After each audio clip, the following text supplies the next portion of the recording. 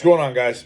As you can see, I've got some kind of funky things just on my table. I got this bad boy and got a bunch of stuff all over the place. So, wanted to take some time to kind of go over some different methods of cooling down, and just kind of talk to you guys for a minute. I'm calling these little videos where it's not actual lifting content and consistently me just lifting weights, because I found that doesn't necessarily help you guys. So what I am aiming to do is help you and get you to that next level. So very, very important subject is the cool down. What we tend to do is we tend to neglect the cool down, and we just don't do it. We just get out of training, like, see you, I'm going home, right? Same thing with lifting and jiu-jitsu, with everything. It's all aspects of training. So kind of want to talk about my favorite methods of cooling down. One, and first and foremost, and you need no money to do this, is just stretching and just letting the heart rate come down. I'll start with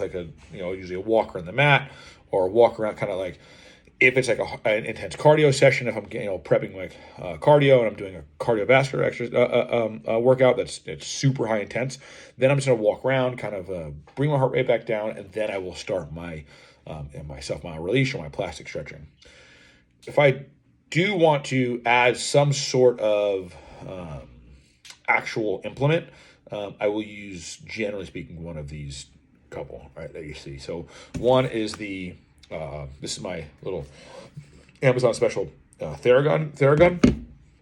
Really good. I love it. It does the job. It's not the $350 one that you see online, but it does. It works.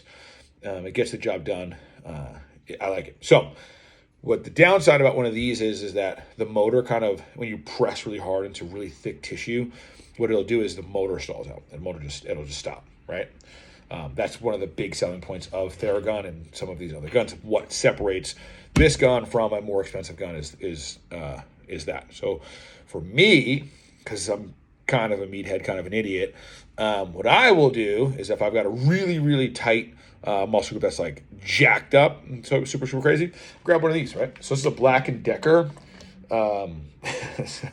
handsaw that has a ball at the end of it, super hard ball. Probably is not the safest and it's probably not the safest and best way to do it. But again, I'm a meathead, and it feels good when I'm done, and gets me keeps me when I'm really, really sore. It'll help out. It's super, super loud and obnoxious, so just be aware of that. Like, this is super quiet. That thing is like, it's a handsaw. Second, these two bad boys are awesome. I have another one of these somewhere, small version, actually in my gym bag. It's a very much smaller version, a little bit bigger than a lacrosse ball. This is the Amazon special of the Supernova by Dr. Kelly Starrett. Very similar. The patterns are a little bit different than the Supernova.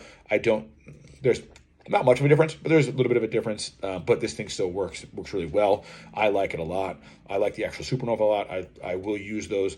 I use that when I go to train at certain gyms that have them. Like at Lightning, he has several of the same tools that I have at home, so I can use them there. Same thing in jiu-jitsu. Professor JT has a lot of the same implements that I use, that I like to use for cool down and for mobility. This kind of they go hand in hand. Next is these two things, actually. So these two are you have the ACUMOBILITY ball, which is a ball that stays put. It's essentially a lacrosse ball that doesn't move, right? It just stays on. And my bear wants to come say hello, but we'll save it for another time. The ACUMOBILITY ball will stays on a flat surface, so you position yourself on it. It's really cool. It gets really, really isolated in those tight areas. This is also by ACUMOBILITY.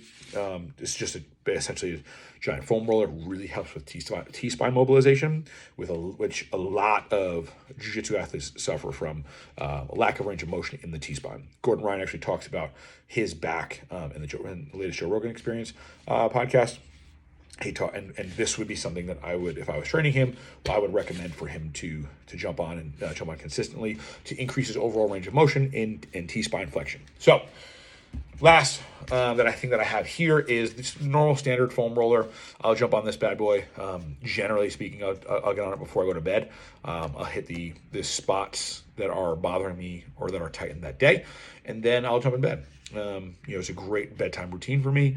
Something I like to do consistently. That's probably been my saving grace with overall mobility and overall long-lasting pain management, or because let's be honest, jiu-jitsu, you're pretty beat up when you train hard, pretty consistently. If you only train moderately, you still get beat up pretty quick.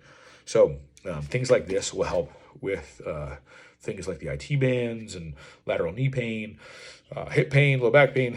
Foam rolling before bed is huge. So hope that gives you some sort of insight. Hope that this my little 5-minute rant gives you some pointers on how you can stay fresh, how you can stay feeling good, so you can stay in the gym, stay lifting, keep getting strong. So hopefully I will talk to you guys soon, one-on-one. If you need help, feel free, hit me up. And when you're ready to be the strongest on the mat, feel free, hit me up in the DMs. Peace.